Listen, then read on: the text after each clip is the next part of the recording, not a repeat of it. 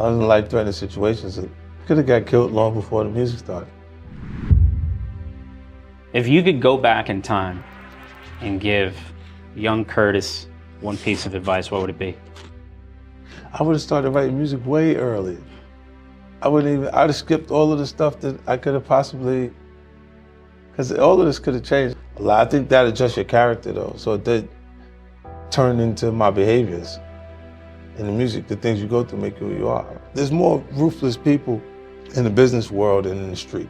You know, like they just have subtleties to their tactics. How they do things is more, you know, but they're doing it right in front of you. You know, how they're structuring the actual deal and things that they're doing. It's like just taking the money for you. Look, robbery, at least it will give you the courtesy of showing you the gun, so you can have those anxieties and feel those feelings that you would feel when you're being robbed. They'll do it on a piece of paper where you feel nothing and just rob you right there. You see what I'm saying? Yeah. So it's the same tactics with a different approach. And a lot of them, the people that do this comfortably, like handing you the contract, the thing that they're not conditioned for is direct conflict. And that the circumstances I grew under, I absolutely have to be prepared for it. There's positive influences, there's negative influences, there's a lot of things around that you can actually do. Like, you look at YouTube, man. It's pretty much every skill set you're looking for you can find on YouTube. You find some information about what you're trying to do and not even have it be something for you to sit and read. You're watching them explain it to you. You know, so I don't know why it's not clearer that there's less limitations. Like, you're not limited the same way you were in the past, you know what I mean? Okay, now how did you become interested in vitamin water? I was in the supermarket and I saw a gallon of water for $2.89. And I went further down the aisle and I seen another gallon of spring water for 59 cents. And I just know that if you put that in these two different cups that we have in front of us, that I wouldn't know the difference between what spring it came from. When I got back, I told Chris at the time, me and Chris Lighty was working closely together, he was managing me, and I said, I want to sell water. And he was like what? I said, I want to sell water. He's like, to who? Everybody need water. Like, you know, it might have been an easier concept for him if I said I wanted to sell liquor. So you bought the company? No, so I ended up having about almost 10% of it. And it was sold to Coca-Cola for you made $100 million? Well, 4.1 billion they actually sold the company for. I've somehow ended up under circumstances where I've been up against the toughest things in the environment that I come out of before any success takes place. I always say if there was someone to run and go get, I would have ran and got them, but I have to run get me. So I had to come back myself every time. So it just makes me not look at what would be the bigger situations in front of me, or harder circumstances don't seem so rough to me no more. You know, like, because I've already been up against the toughest things, the biggest obstacles. Take this for granted, right? Almost 90% of the time I'm communicating with people who've achieved a higher level of education than me, right? They're college graduates, things like that. And what I hold on to is they wouldn't have made it under the circumstances that I came up under.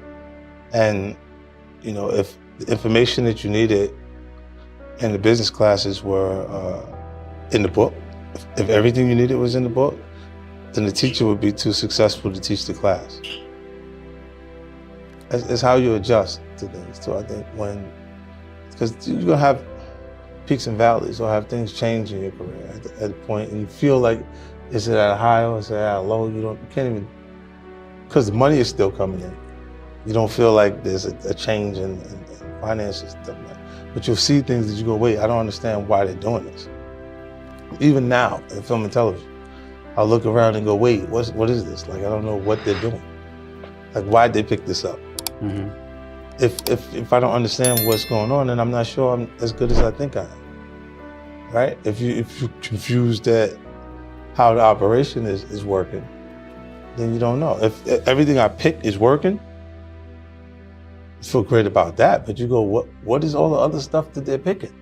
Right. What is that? Like, how much does that equate to as far as the audience that they have at the network, or why are they doing it? You know, and just trying to understand that. Because I guess eventually I'll be the network. Without knowing who you are, an individual could look and just judge you and say, I don't like that. He had that diamond goat on his neck. Why'd he put that there? You got to be a certain kind of person because he liked diamonds. All right? And then they could just assume that anything they would like to register negative, they can just register it negative. Some people, they have the trait of, like, let's say the person's across the street, they look at you, they don't like you across the street. Some people feel the need to go across the street to say, why I'm a good person. I don't give a f. Yeah. I genuinely don't give a f about how those people feel about me across the street because they don't care about me. Having the ability to focus on something, to work on it, will allow you to work hard enough to be good enough at it. That's one thing when you can actually commit to yourself and what you want for your life and you work that hard at it. This is watching someone else raise their hand to answer a question that they know the answer to. And that means that person deserves to be ahead of you in life because your fear of being wrong at that point is not allowing you to create your value in the workspace. Well, when you're in life-threatening situations, it makes you a little more conscious of death.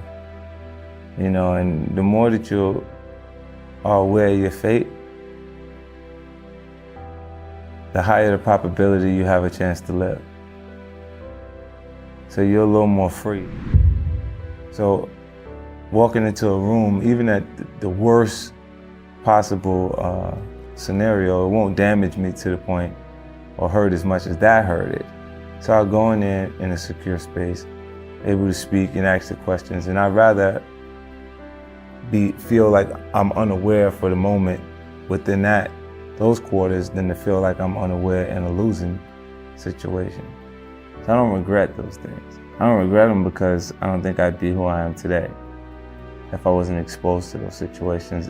If you ask me, those are unfortunate situations that I've had to experience. And if I had a choice, I would have definitely went in a different direction. But under those circumstances, when you're in an environment where you meet aggression with aggression, or you're deemed weak, and the weak becomes the prey, you gotta kind of back people off of you at different points. And when you're willing to go as far as further than the other guy, you always prevail. You always end up on top. Even at this point, the person that you could have met, fell in love with, how many positive moments? Right. Your highlight reel. Right. The thing that's really important, the most expensive thing we spend is time. Because we can't get it back. And when you look at the highlight reel, whether the person's rich, poor, in the middle, wherever they're at, right? Look, me personally, I look at it and say, they still have so many moments. Look, before I had money, when I'm rich, in the middle, when I'm poor, when I'm in the middle, when I'm rich, regardless, I've been on each one of those portions of the journey. Right. I had fun. When we didn't have no money, we had fun. Was that the most fun? It was fun. Now it's a different kind of fun. Different kind of fun, yeah, for sure. Different kind of fun, and when you grow up without finances, you start to view financial freedom becomes really important. You know, you start to be conscious of because the restraints, the biggest restraint is something that costs, right? How much it costs. You know what I mean? And later, you work yourself into a place where you're not worrying about the cost, like what you're saying. It's elementary, right? The building blocks that you put down, essentially, if they keep moving, you can't build, right? So I set certain rules that was the basis for how we would be productive. I said, I don't care who you fight, do not fight someone that I came with. If you niggas have some sort of dispute or something going on, y'all tell each other, I'm with you right now, get away from me. Right. You go to the back of the bus, you stay at the front of the bus, whatever. You know you're uptight, but you just stay away from me. Y'all stay away from each other, right? Because if y'all have to fight, y'all both getting the fuck out of here. Y'all going home.